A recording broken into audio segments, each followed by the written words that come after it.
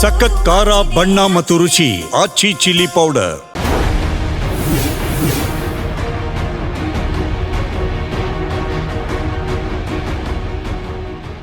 Blue Bird rocket ಇವತ್ತು ಉಡಾವಣೆ ಆಗಿರುವಂಥದ್ದು. ಅದು ಯಾವ ರೀತಿ ಕೆಲಸ ನಿರ್ವಹಿಸುತ್ತೆ, ಖ್ಯಾತ ವಿಜ್ಞಾನಿ ಏನು ಹೇಳ್ತಾರೆ ನೋಡ್ಕೊಂಡು ಬರೋಣ. 2, 1, 0. Both S-200 motors ignited. LGM-3 M6 Blue Bird Block 2 mission, a majestic liftoff. The rocket is beautifully searing through the bright Sriharikota sky. प्रथम चरण का कार्यकाल लगभग 126 सेकंड का होगा और इस दौरान यह लगभग 6000 किलो न्यूटन प्रणोद उत्पन्न कर रहे हैं. ಬ್ಲೂ ಬರ್ಡ್ ರಾಕೆಟ್ ಸಕ್ಸಸ್ ಆಗಿ ಉಡಾವಣೆ ಆಗಿರುವಂತದ್ದು. ನಮ್ಮ ಜೊತೆ ಮಾತಾಡೋದಕ್ಕೆ ನೆಹರು ತಾರಾಲಯದ ಡೈರೆಕ್ಟರ್ ಆಗಿರುವಂತಹ ಗುರುಪ್ರಸಾದ್ ಅವರು ಇದ್ದಾರೆ. ಬನ್ನಿ ಅವ್ರನ್ನ ಮಾತಾಡಿಸ್ತಾ ಹೋಗುವ.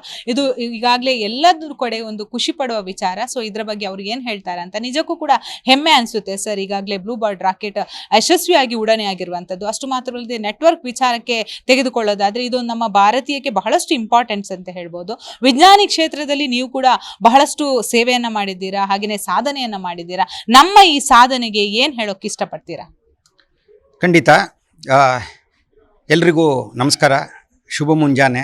ನೋಡಿ, ಮುಂಜಾನೆ ಅಂದಾಗ ನನಗೆ ಜ್ಞಾಪಕಕ್ಕೆ ಬಂತು, ಇವತ್ತು ಬೆಳಗ್ಗೆ 8:54 ಮುಂಜಾನೆ 8:54 ಭಾರತದ ಏಕೈಕ ಉಪಗ್ರಹ ಉಡಾವಣಾ ಕೇಂದ್ರವಾದ ಶ್ರೀಹರಿಕೋಟಾದಲ್ಲಿರುವಂತಹ ಸತೀಶ್ ಧಾವನ್ ಅಂತರಿಕ್ಷ ಕೇಂದ್ರದಿಂದ ನಮ್ಮ ದೇಶದಲ್ಲೇ ನಿರ್ಮಿಸಲಾದ ಸ್ವದೇಶಿ ರಾಕೆಟ್ಗಳ ಪೈಕಿ ಅತ್ಯಂತ ಬಲಶಾಲಿಯಾದ LVM-3 ರಾಕೆಟು, ಇದಕ್ಕೆ ಮಾಧ್ಯಮದವರು ಇದಕ್ಕೆ ಬಾಹುಬಲಿ ಅನ್ನುವಂತಹ ಒಂದು ಹೆಸರನ್ನು ನೀಡಿದ್ದಾರೆ. ಈ ರಾಕೆಟ್ಟು ಉಡಾವಣೆಯಾಯಿತು ಇವತ್ತು ಮುಂಜಾನೆ 8:54 ಸುಮಾರಿಗೆ.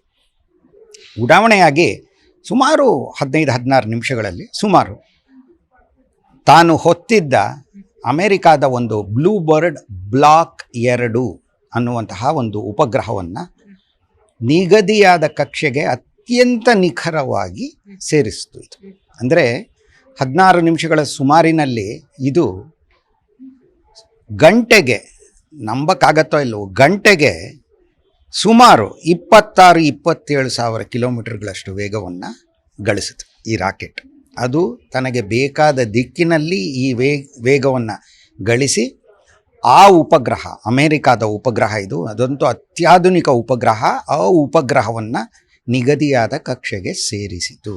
ಇದು 2 ವಿಚಾರಗಳನ್ನು ಸ್ಪಷ್ಟಪಡಿಸುತ್ತೆ. ಭಾರತೀಯರಾಗಿ ನಾವು ಇವತ್ತು ಅತ್ಯಂತ ಹೆಮ್ಮೆ ಪಡಬೇಕಾದ ದಿವಸ ಇವತ್ತು. ಯಾಕಂದರೆ ಈ ರಾಕೆಟು ಸ್ವದೇಶದಲ್ಲೇ ನಿರ್ಮಾಣವಾದಂತಹ ಒಂದು ರಾಕೆಟ್ಟು. ಈ ತಂತ್ರಜ್ಞಾನವನ್ನು, ಈ ರಾಕೆಟ್ನಲ್ಲಿ ಬಳಸಿರುವಂತಹ ಒಂದು ತಂತ್ರಜ್ಞಾನವನ್ನು ಕೇವಲ 6 ರಾಷ್ಟ್ರಗಳು, ಭಾರತನೂ ಸೇರಿ ಕರಗತ ಮಾಡಿಕೊಂಡಿವೆ ಅಷ್ಟೇ. ಕ್ರಯೋಜೆನಿಕ್ ತಂತ್ರಜ್ಞಾನ ಅಂತ ಹೇಳ್ತೀವಿ ಇದಕ್ಕೆ ಆಮೇಲೆ ಬರ್ತೀನಿ ನಾನು. ಆದರೆ ಇವತ್ತು ಭಾರತದ ಆತ್ಮನಿರ್ಭರತೆಯ ಸಂಕೇತ ಈ ರಾಕೆಟ್.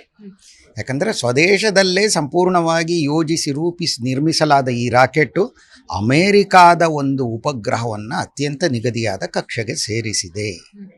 ಇದು ಆತ್ಮನಿರ್ಭರತೆಗೆ ಒಂದು ಉದಾಹರಣೆ. ಅದರೊಂದಿಗೆ ಅಂತರಿಕ್ಷ ಕ್ಷೇತ್ರದಲ್ಲಿ ಭಾರತ ಒಂದು ಶಕ್ತ ರಾಷ್ಟ್ರ ಅನ್ನೋದನ್ನು ಮತ್ತೊಮ್ಮೆ ಇದು ಸಾಬೀತುಪಡಿಸಿದೆ. ಇದು ಬಹಳ ಮುಖ್ಯ. ಇದು ಈ ರಾಕೆಟ್ನ 9ನೇ ಉಡಾವಣೆ. 2014ರಲ್ಲಿ ಈ ಬಾಹುಬಲಿ ರಾಕೆಟ್ನ ಮೊದಲ ಉಡಾವಣೆ ಆಯಿತು. ಅದು ಕಕ್ಷೆಗೆ ಏನು ತೆರಳಲಿಲ್ಲ, ಅಂದರೆ ಯಾವುದೇ ಉಪಗ್ರಹವನ್ನು ಭೂಮಿಯನ್ನು ಸುತ್ತುವಂತೆ ಮಾಡಲಿಲ್ಲ. ಇವತ್ತು ಮಾಡಿದೆ ಆ ಥರ. ಯಾಕಂದರೆ ಮೊದಲನೇ ಉಡಾವಣೆ, ಅದಕ್ಕೇನು ಉದ್ದೇಶ ಇರಲಿಲ್ಲ. ಅದಾದಮೇಲೆ 8 ಯಾನಗಳು ಜರುಗಿವೆ. ಆ 8 ಯಾನಗಳು ಯಶಸ್ವಿಯಾಗಿವೆ. ಸಾಮಾನ್ಯವಾಗಿ ನಮ್ಮ ದೇಶದಲ್ಲಿ PSLV, ಪೋಲಾರ್ ಸ್ಯಾಟಲೈಟ್, ಧ್ರುವೀಯ ಉಪಗ್ರಹ ಉಡಾವಣಾ ವಾಹನ ಅಂತ ಹೇಳ್ತೀವಿ, ಪೋಲಾರ್ ಸ್ಯಾಟಲೈಟ್ ಲಾಂಚ್ ವೆಹಿಕಲ್. ಇದನ್ನು ನಾವು ಭಾರತದ ಕಾರ್ಯಾಶ್ವ, ವರ್ಕ್ ಹಾರ್ಸ್ ಲಾಂಚ್ ವೆಹಿಕಲ್ ಅಂತ ಹೇಳ್ತಾ ಇದ್ವಿ. ಆದರೆ ಇವತ್ತು ನಮ್ಮ ಹೆಮ್ಮೆಯ ರಾಕೆಟ್ LVM-3 ಬಾಹುಬಲಿ, ಅದೂ ಕೂಡ ಒಂದು ಅತ್ಯಂತ ನಂಬಿಕಾರ್ಹ ರಾಕೆಟ್ ಆಗುವತ್ತ ದಾಪು ಕಾಲು ಹಾಕಿದೆ ಅಂತಲೇ ಹೇಳ್ಬೋದು. ಯಾಕಂದರೆ 9 ಯಾನಗಳು ಸತತವಾಗಿ 11 ವರ್ಷಗಳಲ್ಲಿ ಯಶಸ್ವಿ ಆಗುತ್ತೆ ಅಂದರೆ ಅದು ಸಾಮಾನ್ಯ ಅಲ್ಲ. ಇದು ಭಾರತ ಅಂತರಿಕ್ಷ ತಂತ್ರಜ್ಞಾನವನ್ನು, ಸ್ಪೇಸ್ ಟೆಕ್ನಾಲಜಿನ ಎಷ್ಟರ ಮಟ್ಟಿಗೆ ಕರಗತ ಮಾಡಿಕೊಂಡಿದೆ ಅನ್ನೋದನ್ನು ಅತ್ಯಂತ ಸಮರ್ಥವಾಗಿ ಸೂಚಿಸುತ್ತೆ ಅಂತ ಹೇಳ್ಬೋದು. ಇಡೀ ವಿಶ್ವದಲ್ಲೇ ಇದು ಮೊಬೈಲ್ ನೆಟ್ವರ್ಕ್ ಕ್ರಾಂತಿ ಆಗಲಿದೆಯಾ, ಹೇಗೆ ಸರ್? ನೋಡಿ, ಮೊಬೈಲ್ ನೆಟ್ವರ್ಕ್ ಕ್ರಾಂತಿ ಅನ್ನೋದನ್ನು, ಈ ಕ್ರಾಂತಿಯಲ್ಲಿ ಮತ್ತೊಂದು ಮಹತ್ತರವಾದ ಮುನ್ನಡೆ ಇದು ಈ ಉಪಗ್ರಹದ ಉಡಾವಣೆ ಅಂತ ಹೇಳ್ಬೋದು. ಒಂದು ಕಾಲದಲ್ಲಿ ಸಂಪರ್ಕ ಉಪಗ್ರಹ ಅಂದರೆ ಎಲ್ಲರೂ ಏನು ಅಂದರೆ ಭೂಮಿಯಿಂದ 36,000 ಕಿಲೋಮೀಟರ್ ಎತ್ತರದಲ್ಲಿರುವಂತಹ ಭೂಸ್ಥಿರ ಕಕ್ಷೆ ಜಿಯೋ ಸ್ಟೇಷನರಿ ಆರ್ಬಿಟ್ಗೆ ಉಪಗ್ರಹಗಳನ್ನು ಉಡಾಯಿಸ್ತಾ ಇದ್ರು. ಇವಾಗ ಕಳೆದ ನವೆಂಬರ್ನಲ್ಲಿ ಉಡಾಯಿಸಲಾದ ಇದೇ ರಾಕೆಟ್ಟು ಬಾಹುಬಲಿ ನಮ್ಮದೇ ಆದ CMS-03 CMS-03 ಅನ್ನುವಂತಹ ಒಂದು ಉಪಗ್ರಹವನ್ನು, ಸಂಪರ್ಕ ಉಪಗ್ರಹವನ್ನು ದೂರದ ಭೂಸ್ಥಿರ ಕಕ್ಷೆಯತ್ತ ಉಡಾಯಿಸ್ತು. ಕಕ್ಷೆಗೆ ಅಲ್ಲ, ಕಕ್ಷೆಯತ್ತ ಉಡಾಯಿಸ್ತು. ಆದರೆ ಈ ಉಪಗ್ರಹ, ಈ ಬ್ಲೂಬರ್ಡ್ ಬ್ಲಾಕ್ 2 ಅನ್ನುವಂತಹ ಅಮೆರಿಕಾದ ಉಪಗ್ರಹ 6,500 ಕಿಲೋಗ್ರಾಮ್, ಮತ್ತೊಮ್ಮೆ ಹೇಳ್ತಾ ಇದ್ದೀನಿ, ಚಿಕ್ಕ ಪುಟ್ಟ ಉಪಗ್ರಹ ಅಲ್ಲ ಇದು. ಇದು ಇವತ್ತು ನಮ್ಮದೇ ಆದ ರಾಕೆಟ್ನಲ್ಲಿ ಕಕ್ಷೆಗೆ ತೆರಳಿದೆ. 36,000 ಕಿಲೋಮೀಟರ್ ಎತ್ತರದ ಕಕ್ಷೆಯಲ್ಲಿರೋ ಉಪಗ್ರಹ ಭೂಮಿ ತನ್ನ ಅಕ್ಷದ ಸುತ್ತ ಒಮ್ಮೆ ಸುತ್ತೋದಕ್ಕೆ ಎಷ್ಟು ತಗೊಳುತ್ತೆ? 24 ಗಂಟೆ. ಅದೇ ವೇಗದಲ್ಲೇ ಅದು ಸುತ್ತಾ ಇರೋದರಿಂದ ಯಾವುದೇ ಭಾರತದ ಮೇಲೆ ಅಂದ್ಕೊಳ್ಳೋಣ, ಆ ಉಪಗ್ರಹ ಭೂಸ್ಥಿರ ಕಕ್ಷೆಯಲ್ಲಿರೋದು ಅಲ್ಲೇ ನಿಂತಂತೆ ವರ್ತಿಸುತ್ತೆ. ಆದರೆ ಇವತ್ತು ತೆರಳಿರುವಂತಹ ಒಂದು ಕಕ್ಷೆ, ಈ ಬ್ಲೂಬರ್ಡ್ ಬ್ಲಾಕ್ 2 ಉಪಗ್ರಹ ಸುಮಾರು 520 ಕಿಲೋಮೀಟರ್ ಎತ್ತರದಲ್ಲಿ ಅಷ್ಟೇ. ಹಾಗಾದರೆ ಈ ಉಪಗ್ರಹ ಯಾವ ರೀತಿ ನಮಗೆ ಉಪಯೋಗ ಆಗುತ್ತೆ? ಯಾವ ಬಗೆಯ ಸಂಪರ್ಕ ಉಪಗ್ರಹ ಏನು? ಭೂಸ್ಥಿರ ಕಕ್ಷೆಯ ಸಂಪರ್ಕ ಉಪಗ್ರಹಗಳಿಗೆ ಹೋಲಿಸಿದಲ್ಲಿ ಇವುಗಳ ವೈಶಿಷ್ಟ್ಯ ಏನು, ಅನನ್ಯತೆ ಏನು, ಯುನೀಕ್ನೆಸ್ ಏನು ಅನ್ನೋದು ತಿಳ್ಕೊಳ್ಳೋಣ. ನೋಡಿ, ಭೂಮಿಗೆ ಅತಿ ಹತ್ತಿರದ ಕಕ್ಷೆಯಲ್ಲಿರೋದ್ರಿಂದ ನಮಗೆ ಯಾವುದೇ ಬಗೆಯ ಡಿಲೇ ಅಂತ ಏನು ಹೇಳ್ತೀವಿ, ವಿಳಂಬ ಆಗೋದಿಲ್ಲ. ನೀವೇ ಕೆಲವು ವೇಳೆ ವರದಿ ಮಾಡ್ತಾ ಇರುವಾಗ ಆ್ಯಂಕರ್ ಅವರು ಪ್ರಶ್ನೆ ಕೇಳಿದಾಗ ನೀವು ಅದನ್ನು ಕೇಳಿಸ್ಕೊಳ್ಳೋಕ್ಕೆ ಕೆಲವು ಸೆಕೆಂಡ್ಗಳ ವಿಳಂಬ ಇರುತ್ತೆ. ಈ ಬ್ಲೂಬರ್ಡ್ ಅಂತಹ ಉಪಗ್ರಹಗಳಿಂದ ಬರೋ ಸಂಜ್ಞೆಗಳಿಗೆ ಆ ರೀತಿ ಆಗೋದಿಲ್ಲ, ಯಾಕಂದರೆ ಈ ಉಪಗ್ರಹ ಹತ್ತಿರ ಇದೆ. ಈಗಾಗಲೇ ಇಂತಹ ಇಂಟರ್ನೆಟ್ ದತ್ತಾಂಶಗಳನ್ನು, ಅಂದರೆ ಡೇಟಾ ಅಂತ ಏನು ಹೇಳ್ತೀವಿ, ಬ್ರಾಡ್ಬ್ಯಾಂಡ್ ಇಂಟರ್ನೆಟ್ ಡೇಟಾ ಅಂತೀವಿ, ಟಿ ವಿ ಪ್ರೋಗ್ರಾಮ್ಸ್ನ ಇದು ಮಾಡೋದು, ವಿಡಿಯೋನ ಕಳಿಸೋದು, ಇದನ್ನೆಲ್ಲ ಇಲಾನ್ ಮಸ್ಕ್ ಅವರ ಸಂಸ್ಥೆ ಸ್ಪೇಸ್ ಎಕ್ಸ್ ಇದೆಯಲ್ಲ, ಅವುಗಳ ಸ್ಟಾರ್ ಲಿಂಕ್ ಅನ್ನುವಂತಹ ಒಂದು ಉಪಗ್ರಹ ವ್ಯವಸ್ಥೆ ನೀಡ್ತಾ ಇದೆ. ಬಹಳಷ್ಟು ಹಳ್ಳಿ ಪ್ರದೇಶ ಆಗಿರ್ಬೋದು, ಗುಡ್ಡಗಾಡು ಪ್ರದೇಶ ಆಗಿರ್ಬೋದು. ಸೊ ಕೆಲವರು BSNL ನೆಟ್ವರ್ಕ್ ಮಾತ್ರ ಇಟ್ಕೊಂಡಿರ್ತಾರೆ. ನೆಟ್ವರ್ಕ್ ಸಿಗದೇ ಇರುವಂತಹ ಪ್ರದೇಶ ಬಹಳಷ್ಟು ಇರುವಂಥದ್ದು ಇನ್ನೂ ಕೂಡ ನಮ್ಮ ಕರ್ನಾಟಕದಲ್ಲಿದೆ. ಅವ್ರನ್ನ ಹೋಗಿ ರೀಚ್ ಆಗಬೇಕಾದ್ರೆ ಬಹಳಷ್ಟು ಒಂದು ಕಷ್ಟಕರ ಪರಿಸ್ಥಿತಿ ಕೂಡ ಏನು ಆಗುತ್ತೆ. ಸೊ ಇನ್ನು ಮುಂದೆ ಯಾವ ರೀತಿ ಇದಾಗುತ್ತೆ, ಇದಕ್ಕೆ ಯಾವ ರೀತಿ ನೀವು ಸಜೆಷನ್ ಕೊಡ್ತೀರಾ? ಇದು ಬಹಳ ಒಳ್ಳೆ ಪ್ರಶ್ನೆ. ಈ ಉಪಗ್ರಹ ಇವತ್ತು ಉಡಾಯಿಸಲ್ಪಟ್ಟಿರೋದು ಇದೆಯಲ್ಲ, ಬ್ಲೂಬರ್ಡ್ ಬ್ಲಾಕ್ 2 ಅನ್ನುವಂತಹ ಉಪಗ್ರಹ. ಈ ಉಪಗ್ರಹ ತನ್ನ ಈ 520 ಕಿಲೋಮೀಟರ್ ಎತ್ತರದ ಕಕ್ಷೆಯಿಂದ ಜಗತ್ತಿನಾದ್ಯಂತ ಯಾರಿಗೆ ಬೇಕಾದರೂ, ಅದು ನಮ್ಮ ಜೋಬಿನಲ್ಲಿರುವಂತಹ ಇಂತಹ ಒಂದು ಮೊಬೈಲ್ಗೇನೆ ಇದು ದತ್ತಾಂಶಗಳನ್ನು ಒದಗಿಸತ್ತೆ, ಕರೆಗಳನ್ನು ಮಾಡ್ಬೋದು, ಇಂಟರ್ನೆಟ್ ಡೇಟಾನ, ಇಂಟರ್ನೆಟ್ ಸೇವೆನ ಒದಗಿಸತ್ತೆ. ಎಲ್ಲ ನೋಡಿ, ನಮ್ಮ ಸಾಮಾನ್ಯವಾದ ಮೊಬೈಲ್ಗಳು, ಈ ರೀತಿ ಮೊಬೈಲ್ಗಳಿಗೆ ಇದು ಒದಗಿಸತ್ತೆ ನೇರವಾಗಿ. ಅಂದರೆ ಇದು ಒಂದು ಬಗೆಯ ಮೈಲಿಗಲ್ಲು, ಒಂದು ಬಗೆಯ ಕ್ರಾಂತಿ ಅಂತಲೇ ಹೇಳ್ಬೋದು. ಇವಾಗ ನಮ್ಮ ದೇಶದಲ್ಲಿ, ಅಂದರೆ ನಮ್ಮ ದೇಶ ಒಂದೇ ಅಲ್ಲ, ಜಗತ್ತಿನಾದ್ಯಂತ ಎಷ್ಟೋ ದುರ್ಗಮವಾದ ಪ್ರದೇಶದಲ್ಲಿ, ಅಮೆಜಾನ್ ಕಾಡುಗಳಲ್ಲಿರ್ಬೋದು, ಪೆಸಿಫಿಕ್ ಸಾಗರದ ಮಧ್ಯ ಇರ್ಬೋದು, ನಮ್ಮಲ್ಲೇ ನಾಗಾಲ್ಯಾಂಡ್ ಅಂತ ಕಡೆ ಎಲ್ಲ ಸಿಕ್ಕಾಪಟ್ಟೆ ಅರಣ್ಯಗಳಿದೆ, ಅಲ್ಲಿರ್ಬೋದು, ಸಹರಾ ಮರುಭೂಮಿ ಇರ್ಬೋದು. ಎಲ್ಲೇ ಆದರೂ ಮೊಬೈಲ್ ಟವರ್ ಇಲ್ಲ ಅನ್ನೋಂಗಿಲ್ಲ. ಯಾಕಂದರೆ ಇವತ್ತು ಒಂದು ಮೊಬೈಲ್ ಟವರ್ ಕಕ್ಷೆಗೆ ಹೋಗಿದೆ. ಆ ಮೊಬೈಲ್ ಟವರೇ ಬ್ಲೂಬರ್ಡ್ ಬ್ಲಾಕ್ 2 ಉಪಗ್ರಹ. ಹೀಗಾಗಿ ನಿಮಗೆ ಮೊಬೈಲ್ ಟವರ್ ನಾವು ನಮ್ಮ ಬೆಂಗಳೂರಿನಲ್ಲಿ ಎಷ್ಟೋ ಕಡೆ ನೋಡ್ತೀವಿ, ಅದಿಲ್ಲದಿದ್ದರೂ ಪರವಾಗಿಲ್ಲ. ಈ ಉಪಗ್ರಹಗಳೇ ಇವತ್ತು ಒಂದು ಹೋಗಿದೆ, ಈ ಥರ ತುಂಬ ಹೋಗುತ್ತೆ. ಇವೆಲ್ಲ ಇಲ್ಲಿರೋ ಮೊಬೈಲ್ ಟವರ್ನ ಇಲ್ಲಿ ಬದಲು ಕಕ್ಷೆಗೆ ಉಡಾಯಿಸ್ಬಿಟ್ಟಿದ್ದೀವಿ. ಇದು ಎಲ್ಲೋ ಒಂದು ಕಡೆ ಎಫೆಕ್ಟ್ ಆಗುವ ಸಾಧ್ಯತೆ ಇರುತ್ತೆ. ಯಾಕಂದ್ರೆ ನೀವು ಹೇಳಿದ್ರೆ ಇಲ್ಲಿರುವಂತಹ ಟವರ್ಗಳು ಬೇಕಾಗಿಲ್ಲ, ನಮ್ದು ಕಕ್ಷೆಗೆ ಹೋಗಿದೆ ಅಂದ್ರೆ ಕೆಲವೊಂದು ಡೌಟ್ಗಳಿರುತ್ತೆ. ಸೊ ಇದ್ರ ಬಗ್ಗೆ ಏನು ಹೇಳ್ತೀರಾ? ಇಲ್ಲ, ಈ ಉಪಗ್ರಹ ಹೋದ ತಕ್ಷಣ ಇಲ್ಲಿ ಮೊಬೈಲ್ ಟವರ್ಗಳು ಬೇಕಾಗಲ್ಲ ಅಂತ ನಾನು ಹೇಳ್ತಾ ಇಲ್ಲ. ಇದು ಒಂದು ಬಗೆಯ ಮುನ್ನಡೆ ಅಂತ ಹೇಳಿದೆ. ಯಾಕೆಂದರೆ ಇದಕ್ಕೆ ತನ್ನದೇ ಆದ, ಅದಕ್ಕೆ ಉಪಯೋಗಿಸ್ಕೊಳ್ಳೋಕ್ಕೆ ಬೇಕಾದ ಶುಲ್ಕ ಅದು ಇದು ಎಲ್ಲ ಇರುತ್ತೆ. ಹಾಗಾಗಿ ತಕ್ಷಣವೇ ಎಲ್ಲ ಹೊಟ್ಟೋಗ್ಬಿಡತ್ತೆ ಅಂತ ನಾನು ಹೇಳ್ತಾ ಇಲ್ಲ ಆ ರೀತಿ. ಆದರೆ ಇದು ಒಂದು ಬಗೆಯ ಮುನ್ನಡೆ ಅಂತ ಹೇಳಿದೆ. ಯಾಕಂದರೆ ನೀವು ಬೆಂಗಳೂರಂತಹ ಪ್ರದೇಶದಲ್ಲಿ ಇಲ್ಲೇ ಸ್ಥಾಪಿಸ್ಬೋದು ಮೊಬೈಲ್ ಟವರ್ಗಳನ್ನ, ಕಷ್ಟ ಆಗಲ್ಲ. ಆದರೆ ಪೆಸಿಫಿಕ್ ಸಾಗರದ ಮಧ್ಯದಲ್ಲಿ ನಾನು ಸ್ಥಾಪಿಸ್ತೀನಿ ಅಂದರೆ ಕಷ್ಟ. ಆ ದೃಷ್ಟಿಯಿಂದ ಹೇಳಿದ್ನೇ ಹೊರತು ಅದು ಹೊಟ್ಟೆ ಹೋಗ್ಬಿಡತ್ತೆ ಅಂತ ನಾನು ಹೇಳಿಲ್ಲ. ಎಲ್ಲಿ ದುರ್ಗಮವಾದ ಪ್ರದೇಶ ಇರುತ್ತೋ, ಎಲ್ಲಿ ಸ್ಥಾಪಿಸೋದಕ್ಕೆ ಸಾಧ್ಯ ಆಗಲ್ವೋ ಅಲ್ಲಿ ಉಪಗ್ರಹಗಳೇ ಮೊಬೈಲ್ ಟವರ್ಗಳ ಥರ, ಮೊಬೈಲ್ ಗೋಪುರಗಳ ಥರ ವರ್ತಿಸಿ ಈ ಪ್ರದೇಶಗಳ ನಡುವೆ ಹೊರ ಜಗತ್ತಿಗೆ ಸಂಪರ್ಕವನ್ನು ಸಾಧ್ಯ ಮಾಡಿದ್ವಿ. ನೋಡಿ, ಈ ಬ್ಲೂ ಬರ್ಡ್ ಬ್ಲಾಕ್ 2 ಉಪಗ್ರಹ ಇವಾಗ ಕಕ್ಷೆಗೆ ಹೋಗಿದೆಯಲ್ಲ, ಅದು ತನ್ನ ಆ್ಯಂಟೆನಾ ಇವಾಗ ಮುಚ್ಕೊಂಡ್ಬಿಟ್ಟಿದೆ, ಅದರ ಆ್ಯಂಟೆನಾ ಮಡಿಚ್ಕೊಂಡ್ಬಿಟ್ಟಿದೆ ಉಪಗ್ರಹದಲ್ಲಿ. ಅದು ತೆಗೆದಾಗ ನಮಗೆ ನಂಬೋದಕ್ಕೆ ಅಸಾಧ್ಯ ಆಗ್ಬೋದು, 2400 ಚದುರ ಅಡಿಯಷ್ಟು ಅದರ ಆ್ಯಂಟೆನಾ ಇರುತ್ತೆ. ಅಂದರೆ ನಮ್ಮ 40-60 ಸೈಟ್ ಅಂತ ಹೇಳ್ತೀವಲ್ಲ ಬೆಂಗಳೂರಲ್ಲಿ, ಅದು ಎಷ್ಟಿದೆಯೋ ಅದರ ವಿಸ್ತೀರ್ಣ ಅಷ್ಟು ಆ ಉಪಗ್ರಹದ ಆ್ಯಂಟೆನಾನೇ ಇರುತ್ತೆ. ಅದೊಂದು ಅತ್ಯಂತ ಆಧುನಿಕ ಆ್ಯಂಟೆನಾ. ಇಲ್ಲಿ ನಾನು ಹೇಳಬೇಕಾದ್ದೇನು ಅಂದರೆ, ಇವಾಗ ಬಿಡಿ ಅದು ಅಮೇರಿಕಾದ ಉಪಗ್ರಹ ನಾವು ಉಡಾಯಿಸಿದ್ದೀವಿ. ನಾನಿವತ್ತು ನಿಮಗೆ ಹೇಳಬೇಕಾಗಿರೋದು, ನಾವು ಅಂತಹ ನಮ್ಮ ಹತ್ರ ಯಾಕೆ ಬರ್ತಾರೆ ಅಂತಹ ಒಂದು ಅತ್ಯಾಧುನಿಕ ಉಪಗ್ರಹವನ್ನು ಭಾರತ ಉಡಾಯಿಸಲಿ ಅಂತ ಅಮೇರಿಕನ್ರು ಬರ್ತಾರೆ ಅಂದರೆ ಏನು ಸೂಚಿಸುತ್ತೆ ಅಂದರೆ, ಭಾರತದ ತಂತ್ರಜ್ಞಾನದ ಬಗ್ಗೆ, ಭಾರತದ ತಾಂತ್ರಿಕ ಸಾಮರ್ಥ್ಯದ ಬಗ್ಗೆ, ಭಾರತದ ತಾಂತ್ರಿಕ ಕೌಶಲ್ಯದ ಬಗ್ಗೆ ಜಗತ್ತಿಗೆ ಇವತ್ತು ಭರವಸೆ ಮೂಡಿದೆ. ಇದು ಬಹಳ ಮುಖ್ಯ ನಮಗೆ. ಭಾರತೀಯ ಅಂತರಿಕ್ಷ ಸಂಶೋಧನಾ ಸಂಸ್ಥೆ ಇಸ್ರೋ, ಇದರ ಸಾಧನೆ ಏನಿದೆ ಇವತ್ತಲ್ಲ, ಈ ನಡುವೆ ಎಲ್ಲ ಸಾಧನೆಗಳು ಏನು ತಾನು ಸ್ಥಾಪಿಸಲ್ಪಟ್ಟಾಗಿನಿಂದ ಏನೇನು ಮಾಡಿದೆ ಇದನ್ನು ನೋಡಿದ್ರೆ ನಾವು ಭಾರತೀಯರು ಹೆಮ್ಮೆಯಿಂದ ತಲೆ ಎತ್ತಿ ನಡಿಬೋದು. ಒಂದೇ ಒಂದು ಈ ಸಂಗತಿನ ಯಾರೂ ಗಮನಿಸಿಲ್ಲ, ಹೇಳ್ತೀನಿ ನೋಡಿ. 1963 ನವಂಬರ್ 21ನೇ ತಾರೀಕು, 1963 ನವಂಬರ್ 21ನೇ ತಾರೀಕು, 62 ವರ್ಷಗಳ ಕೆಳಗೆ ಭಾರತದಿಂದ ಒಂದು ಪುಟ್ಟ ರಾಕೆಟು ತಿರುವನಂತಪುರದ ಹೊರಗೆ ತುಂಬಾ ಅಂತಿತ್ತು. ಇವತ್ತು ತಿರುವನಂತಪುರದ ಭಾಗ ಆಗೋಗ್ಬಿಟ್ಟಿದೆ. ಅದು ತುಂಬಾ ಅಂದರೆ ತುಂಬೆ ಹೂವು ಅಂತೀವಲ್ಲ ನಾವು, ಅದೇನೆ ಮಲಯಾಳಂನಲ್ಲಿ. ತುಂಬಾ ಅನ್ನುವಂತಹ ಸ್ಥಳದಿಂದ ಒಂದು ರಾಕೆಟ್ನ ಉಡಾಯಿಸಲಾಯಿತು ಅವತ್ತು, 62 ವರ್ಷದ ಹಿಂದೆ. ಆದರೆ ಆ ರಾಕೆಟ್ಟು ಅಮೇರಿಕಾದವರು ನಮಗೆ ಕೊಟ್ಟಿದ್ದು, ಭಾರತದ ಅಂತರಿಕ್ಷ ವಿಜ್ಞಾನಿಗಳಿಗೆ ಕೊಟ್ಟಿದ್ದು. ಅದರಲ್ಲಿದ್ದ ವೈಜ್ಞಾನಿಕ ಉಪಕರಣನ ಫ್ರಾನ್ಸ್ ಕೊಟ್ಟಿತ್ತು. ಆ ರಾಕೆಟ್ಟು ಉಪಗ್ರಹನ ಉಡಾಯಿಸೋದಲ್ಲ, ಸುಮ್ಮನೆ ವಾತಾವರಣದ ಮೇಲ್ಭಾಗನ ಅಪ್ಪರ್ ಅಟ್ಮಾಸ್ಫಿಯರ್ ಅಂತೀವಲ್ಲ, ಅದನ್ನು ಅಧ್ಯಯನ ಮಾಡೋದಕ್ಕೆ.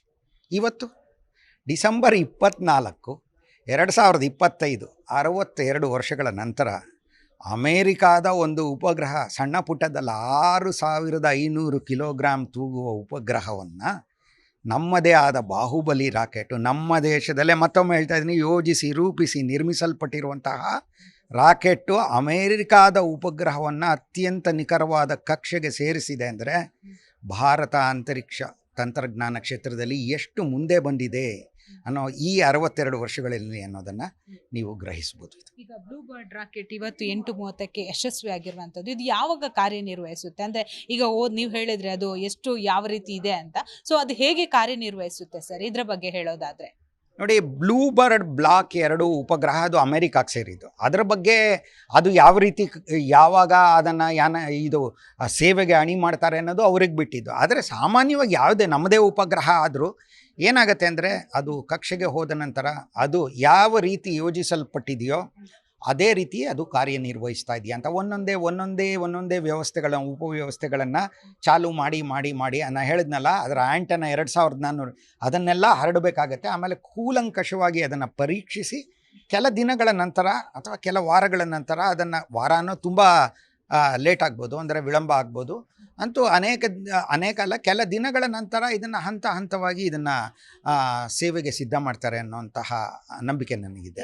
ನಾರ್ಮಲ್ ಜನರಲ್ ಈಗ ನಿಮಗೆ ಗೊತ್ತು, ಇದರೊಳಗೆ ಮನುಷ್ಯರು ಹೋಗ್ತಾರೆ, ಈ ರೀತಿಯಾದಂತಹ ಕ್ಯೂರಿಯಾಸಿಟಿ ಜನಸಾಮಾನ್ಯರಿಗಿರುವಂಥದ್ದು. ಸೊ ಅದರೊಳಗೆ ಹೇಗೆ ಇರುತ್ತೆ, ಯಾವ ರೀತಿ ವ್ಯಾಪ್ತಿ ಇರುತ್ತೆ, ಅಥವಾ ಈಗ ನಾವು ರಾಕೆಟ್ ಅಂದಾಗ ಕೆಲವರು ಹೋಗ್ತಾರೆ, ಸೊ ಏನು ಹೇಳ್ತೀರಾ ಇದ್ರ ಬಗ್ಗೆ? ನೋಡಿ, ಈ ರಾಕೆಟ್ ಅನ್ನೋದು ಇಲ್ಲಿ ಬಾಹುಬಲಿ ರಾಕೆಟ್ ತಮಗೆ ತೋರಿಸ್ತೀನಿ, ಇಲ್ಲಿ ನನ್ನ ಕೈಯಲ್ಲೇ ತೊಗೊಂಡು ನೋಡಿ, ಅಲ್ಲಿ ಹಿಂದೆ ಇರೋದು ಇದೇ ರಾಕೆಟು, ನಾನು ಇವಾಗ ತೋರಿಸ್ತಾ ಇರೋದು ಇದೇ ರಾಕೆಟ್. ನೋಡಿ, ಈ ರಾಕೆಟು ನಮ್ಮ ದೇಶದಲ್ಲೇ ನಿರ್ಮಾಣವಾಗಿರುವಂತಹ ರಾಕೆಟ್ಗಳಲ್ಲಿ ಅತ್ಯಂತ ಬಲಶಾಲಿಯಾದ ರಾಕೆಟ್ಟು. ಈ ರಾಕೆಟ್ನ ತೂಕ ಎಷ್ಟು ಗೊತ್ತಾ?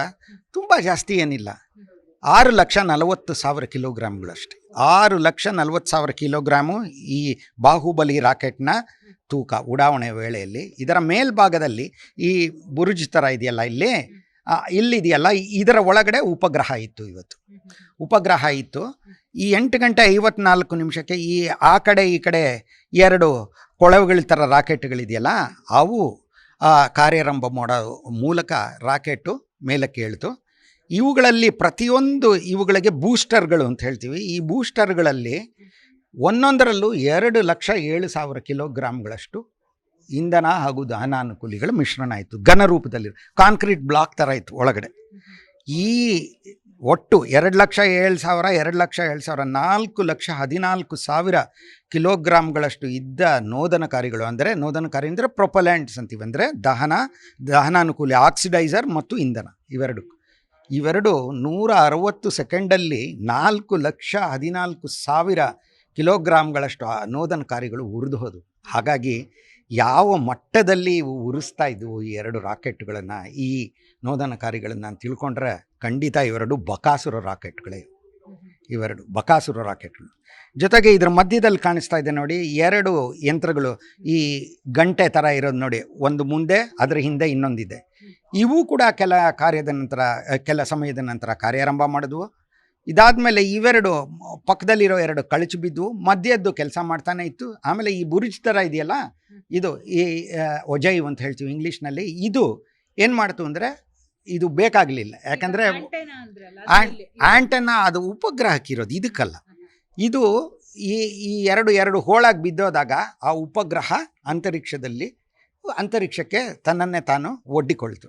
ಅಂದರೆ ಏನೂ ಆಗಲ್ಲ, ವಾತಾವರಣದ ಮೂಲಕ, ಅಂದರೆ ಅಟ್ಮಾಸ್ಫಿಯರ್ ಮೂಲಕ ಇದು ಹೋಗ್ತಾ ಇದ್ದಾಗ ಮೇಲೆ ಇದಕ್ಕೆ ಕವರ್ ಇರಬೇಕಾಗತ್ತೆ. ಆಮೇಲೆ ಏನು ಬೇಕಾಗಲ್ಲ. ಇದಾದಮೇಲೆ ನೋಡಿ ಇಲ್ಲಿ ಮೇಲ್ಭಾಗದಲ್ಲಿ ಇದೆಯಲ್ಲ, ಇಲ್ಲಿ ಈ ನೋಡಿ ಈ ಭಾಗದಲ್ಲಿ ನಾನು ತೋರಿಸ್ತಾ ಇದ್ದೀನಲ್ಲ, ಇಲ್ಲಿ ಕ್ರಯೋಜೆನಿಕ್ ರಾಕೆಟ್ ಅಂತ ಇದೆ. ಇದು ದ್ರವ ಆಕ್ಸಿಜನ್ನ ಆಕ್ಸಿಡೈಸರ್ ಆಗಿ, ದಹನಾನುಕೂಲಿಯಾಗಿ ದ್ರವ ಹೈಡ್ರೋಜನ್ನ ಇಂಧನವಾಗಿ ಬಳಸುತ್ತೆ. ಇದನ್ನು ಸಾಮಾನ್ಯವಾಗಿ 6 ರಾಷ್ಟ್ರಗಳು ಕರಗತ ಮಾಡಿಕೊಂಡಿದ್ವಿ. ನಮ್ಮ ದೇಶ ಒಂದು, ಇದರಲ್ಲಿ ಭಾರತ ಒಂದು, ಅಮೇರಿಕಾ, ರಷ್ಯಾ, ಚೀನಾ, ಜಪಾನ್, ಯುರೋಪಲ್ಲಿ ಇದನ್ನು ಬಹುಮಟ್ಟಿಗೆ ಕರಗತ ಮಾಡ್ಕೊಂಡಿರೋದು ಫ್ರಾನ್ಸ್. ಅದು ಬಿಟ್ಟರೆ ನಮ್ಮ ಭಾರತ ಇನ್ಯಾವುದು ನಮ್ಮ ಹತ್ರ ಇವತ್ತು ಒಂದು ಬಗೆಯ ಕ್ರಯೋಜೆನಿಕ್ ತಂತ್ರಜ್ಞಾನ ಅಲ್ಲ, 2 ಬಗೆಯ ಕ್ರಯೋಜೆನಿಕ್ ತಂತ್ರಜ್ಞಾನ ಇದೆ.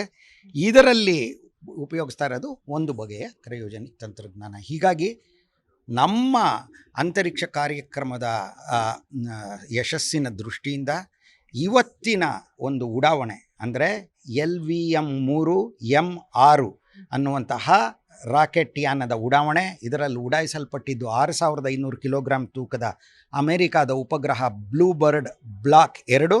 ಇದರ ಯಶಸ್ವಿ ಉಡಾವಣೆ ಇವತ್ತು ಭಾರತದ ಅಂತರಿಕ್ಷ ಕಾರ್ಯಕ್ರಮದ ಇತಿಹಾಸದಲ್ಲಿ ಒಂದು ಮೈಲಿಗಲ್ಲಾಗಿದೆ. ಭಾರತೀಯರೆಲ್ಲರಿಗೂ ಹೆಮ್ಮೆ ತಂದಿದೆ. ಇದು ಹೆಮ್ಮೆ ಪಡುವ ವಿಚಾರ. ಇದು ಆತ್ಮನಿರ್ಭರತೆಯ ಸಂಕೇತ. ಇದನ್ನು ಭಾರತೀಯರು ಅರ್ಥ ಮಾಡ್ಕೋಬೇಕು. ನಮ್ಮ ಕೈಲಿ ಏನಾಗತ್ತೆ ಅನ್ನೋದಲ್ಲ, ಏನಾಗಿದೆ ಅಂತ ನೀವು ಇವತ್ತು ಬೆಳಗ್ಗೆ ಕಣ್ಣಾರೆ ಕಂಡಿದ್ದೀರಾ. ಇವತ್ತು ಬೆಳಗ್ಗೆ ಡಿಸೆಂಬರ್ 24, 2025 ಬೆಳಗ್ಗೆ ಶ್ರೀಹರಿಕೋಟಾಯಿಂದ ಉಡಾಯಿಸಲ್ಪಟ್ಟಂತಹ ಬಾಹುಬಲಿ ರಾಕೆಟ್ಟು, ಬಾಹುಬಲಿ ಅಲ್ಲ ಇದರ ಹೆಸರು LVM-3 ಅಂತ ಇದರ ಹೆಸರು. ಇದಕ್ಕೆ ಪ್ರೀತಿಯಿಂದ ಸಾಮಾನ್ಯವಾಗಿ ನಮ್ಮ ದೇಶದಲ್ಲಿ ಬಾಹುಬಲಿ ಅನ್ನೋ ಹೆಸರು ಬಂದಿದೆ. ಯಾಕಂದರೆ ಅಂತಹ ಒಂದು ಸಾಮರ್ಥ್ಯವುಳ್ಳ ರಾಕೆಟ್ಟು. ಈ ರಾಕೆಟ್ಟು ಎಷ್ಟು ದೊಡ್ಡದು, ಎಷ್ಟು ಭಾರವಾದದ್ದು ಅಂದರೆ ಈ ರಾಕೆಟ್ನ ತೂಕ ಕೇವಲ 6,40,000 ಕಿಲೋಗ್ರಾಮ್ಗಳು. ಇದರಲ್ಲಿ 3 ಹಂತಗಳಿದೆ ಅಂತ ಹೇಳ್ಬೋದು. ನೋಡಿ, ಈ 2 ಇದೆಯಲ್ಲ, ಇವುಗಳಿಗೆ ಬೂಸ್ಟರ್ಸ್ ಅಂತ ಹೇಳ್ತಾರೆ. ಇದು ಒಂದು ಹಂತ. ಈ ಮಧ್ಯಭಾಗದಲ್ಲಿರೋದು ಮತ್ತೊಂದು ಹಂತ. ಈ ಭಾಗದಲ್ಲಿ ಈ ಬೂದಿ ಬಣ್ಣದಲ್ಲಿ ಕಾಣೋದು ನಮಗೆ 3ನೆಯ ಹಂತ. ಹಾಗೂ ಇದರ ಮೇಲ್ಗಡೆ ಉಪಗ್ರಹ ಕುಳಿತಿರುತ್ತೆ. ಅಂದರೆ ಮೇಲೆ ಅಂದರೆ ಕಾಣಿಸ್ತಾ ಇಲ್ಲ ಉಪಗ್ರಹ, ಯಾಕಂದರೆ ಈ ಒಂದು ರಕ್ಷಣಾತ್ಮಕವಾದ ಶಾಖ ಕವಚದ ಒಳಗೆ ಕುಳಿತಿದೆ ಇದು. ಹೀಗಾಗಿ ಇದು 6,40,000 ಕಿಲೋಗ್ರಾಮ್ ತೂಕದ ರಾಕೆಟ್ಟು. ಇದು ಭೂಮಿಯಿಂದ ಇದು ಉಡಾವಣಾ ವೇದಿಕೆಯ ಮೇಲೆ 8 ಗಂಟೆ 34 ನಿಮಿಷಕ್ಕೆ ಮುಂಚೆ ಇದು ಯಾವ ರೀತಿ ನಿಂತಿತ್ತು ಅಂದರೆ ಒಂದು ಕಲ್ಲು ಬಂಡೆ ಥರ ನಿಂತಿತ್ತು. ಆದರೆ ಈ 2 ರಾಕೆಟ್ಗಳು ನೋಡಿ, ಇಲ್ಲಿ ಈ 2 ರಾಕೆಟ್ಗಳಲ್ಲಿ ಇಂಧನ ದಹನಾನುಕೂಲಿಗಳು ಅಂದರೆ ನೋದನಕಾರಿಗಳು, ಪ್ರೊಪಲೆಂಟ್ಸ್, ಇವು ಘನ ರೂಪದಲ್ಲಿ, ಸಾಲಿಡ್ಸ್ ಅಂತ ಹೇಳ್ತೀವಿ, ಆ ರೂಪದಲ್ಲಿ ಕೂತಿರುತ್ತವೆ. ಈ ಪ್ರತಿಯೊಂದು ರಾಕೆಟ್ನಲ್ಲಿ ನೋಡಿ, ಈ ರಾಕೆಟ್ನಲ್ಲಿ ಮತ್ತು ಈ ರಾಕೆಟ್ನಲ್ಲಿ 2,07,000 ಕಿಲೋಗ್ರಾಮ್ ತೂಕದ ನೋದನಕಾರಿಗಳಿದ್ದವು. ಹೀಗಾಗಿ 2,07,000, 2,07,000, 4,14,000 ಕಿಲೋಗ್ರಾಮ್ಗಳಷ್ಟು ತೂಕದ ನೋದನಕಾರಿಗಳು, ಪ್ರೊಪಲೆಂಟ್ಸ್ ಕೇವಲ 160 ಸೆಕೆಂಡುಗಳಲ್ಲಿ ಉರಿದು ಬೂದಿಯಾದವು. ಹೀಗಾಗಿ ರಾಕೆಟ್ಟು, ಈ ಬಲಶಾಲಿಯಾದ ರಾಕೆಟ್ಟು ಮೇಲಕ್ಕೆ ಹೋಯಿತು. ಹೀಗಾಗಿ ಈ 2 ಬೂಸ್ಟರ್ಗಳನ್ನು ನಾವು ಬಕಾಸುರರು ಅಂತ ಹೇಳ್ಬೋದು. ಆ ರೀತಿ ಇವು ತಮ್ಮ ನೋದನಕಾರಿಗಳನ್ನಂದರೆ ಪ್ರೊಪಲೆಂಟ್ಸ್ನ ಕಬಳಿಸ್ಬಿಟ್ಟಿವೆ. ಇದಾದಮೇಲೆ ಇವೆರಡೂ ಇನ್ನೂ ಕಾರ್ಯನಿರ್ವಹಿಸ್ತಾ ಇದ್ದಾಗಲೇ ನೋಡಿ ಈ ಹಂತ ಕೂಡ ಕಾರ್ಯನಿರ್ವಹಿಸೋದಕ್ಕೆ ಪ್ರಾರಂಭ ಆಯಿತು. ಇದರಲ್ಲಿರುವಂತಹ ನೋದನಕಾರಿಗಳು ಅಂದರೆ ಪ್ರೊಪಲೆಂಟ್ಸ್ ದ್ರವ ರೂಪದಲ್ಲಿ ಇರುವಂತಹವು. ಘನರೂಪದ ನೋದನಕಾರಿಗಳಿಗೆ ಹೋಲಿಸಿದರೆ ದ್ರವ ರೂಪದಲ್ಲಿರೋರಿಗೆ ಅವು ಮತ್ತಷ್ಟು ದಕ್ಷವಾದವು. ಇದು ಕೂಡ ಕಾರ್ಯನಿರ್ವಹಿಸಿತು. ಮೊದಲು ಇವೆರಡು ಬೇರ್ಪಟ್ಟವು ರಾಕೆಟ್ನಿಂದ, ಆಮೇಲೆ ಇದು ಬೇರ್ಪಟ್ಟು, ಇದಾದ ಮೇಲೆ ಈ ಉಪಗ್ರಹ ಮೇಲಿರುವ ಉಪಗ್ರಹವನ್ನು ಆವರಿಸಿರುವಂತಹ ಒಂದು ಬುರ್ಜಿನಂತಹ ಒಂದು ಶಾಖ ಕವಚ ಇದು ಬೇರ್ಪಟ್ಟು, ಇದಾದ ಮೇಲೆ ಈ 3ನೇ ಹಂತ ಕಾರ್ಯನಿರ್ವಹಿಸ್ತಾ ಇತ್ತು. ಇದು ಒಂದು ಕ್ರಯೋಜೆನಿಕ್ ಹಂತ. ಕ್ರಯೋಜೆನಿಕ್ ಅಂದರೆ ಅತ್ಯಂತ ಶೈತ್ಯಕ್ಕೆ ಒಳಪಡಿಸಲ್ಪಟ್ಟ ಆಕ್ಸಿಡೈಸರ್ ಮತ್ತು ಇಂಧನಗಳನ್ನು ಬಳಸುವಂಥದ್ದು ಅಂತ. ಇಂತಹ ತಂತ್ರಜ್ಞಾನವನ್ನು ಕರಗತ ಮಾಡಿಕೊಂಡಿರೋದು ಕೇವಲ 6 ರಾಷ್ಟ್ರಗಳು, ಅದರಲ್ಲಿ ಭಾರತ ಕೂಡ ಒಂದು. ನಮ್ಮ ಭಾರತ ಒಂದು. ನಮ್ಮ ಹತ್ರ 2 ಬಗೆಯ ಕ್ರಯೋಜೆನಿಕ್ ತಂತ್ರಜ್ಞಾನಗಳು ಈ ರೀತಿ ಇವೆ. ಈ ರೀತಿ 3 ಹಂತಗಳು ಒಂದಾದರ ಮೇಲೊಂದು ಬಹುಮಟ್ಟಿಗೆ ಕಾರ್ಯನಿರ್ವಹಿಸುವ ಮೂಲಕ ತಾನು ಹೊತ್ತ ಬ್ಲೂ ಬರ್ಡ್ ಬ್ಲಾಕ್ 2 ಅನ್ನುವಂತಹ ಒಂದು 6500 ಕಿಲೋಗ್ರಾಮ್ ತೂಕದ ಉಪಗ್ರಹ, ತನ್ನ ಮೇಲಿದ್ದ ಉಪಗ್ರಹವನ್ನು ಈ ಒಂದು ದೈತ್ಯ ವಾಹನ, ಭಾರತದಲ್ಲೇ ನಿರ್ಮಾಣವಾದದ್ದು, ಆತ್ಮನಿರ್ಭರತೆಯ ಸಂಕೇತವಾದ ಈ ವಾಹನ ಅತ್ಯಂತ ಯಶಸ್ವಿಯಾಗಿ, ಅತ್ಯಂತ ನಿಖರವಾಗಿ ಅಂದರೆ ಆ್ಯಕ್ಯುರೇಟ್ಲಿ ಇವತ್ತು ಉಡಾಯಿಸಿದೆ 520 ಕಿಲೋಮೀಟರ್ ಎತ್ತರದ ಕಕ್ಷೆಗೆ. ನೋಡಿ, ಇದು 520 ಕಿಲೋಮೀಟರ್ ಎತ್ತರಕ್ಕೆ ಉಡಾಯಿಸಬೇಕಾಗಿತ್ತು. ಆದರೆ ಇದು ಆ ಒಂದು ಗುರಿ ಏನಿತ್ತು ಅದ್ರ ಎಷ್ಟು ಹತ್ತಿರ ತೊಗೊಂಡೋಗಿದೆ ಅಂದರೆ, ಈ ರಾಕೆಟ್ ಇವತ್ತು ಆ ಉಪಗ್ರಹವನ್ನು ಉಡಾಯಿಸಿದಂತಹ ಕಕ್ಷೆ 520 ಬದಲು 518.5 ಕಿಲೋಮೀಟರ್. ನೋಡಿ ಯಾವ ರೀತಿಯ ನಿಖರತೆ ಇದೆ ಅಂದರೆ, ನಮ್ಮ ಭಾರತೀಯ ವಿಜ್ಞಾನಿಗಳ, ಇಸ್ರೋ ವಿಜ್ಞಾನಿಗಳ, ಎಂಜಿನಿಯರುಗಳ ಸಾಮರ್ಥ್ಯ ಎಂಥದ್ದು ಇವತ್ತು ಜಗತ್ತಿಗೆ ಅರಿವಾಗಿದೆ. ಇಂತಹ ಈ ಉಪಗ್ರಹದ ಮೇಲಿದ್ದಂತಹ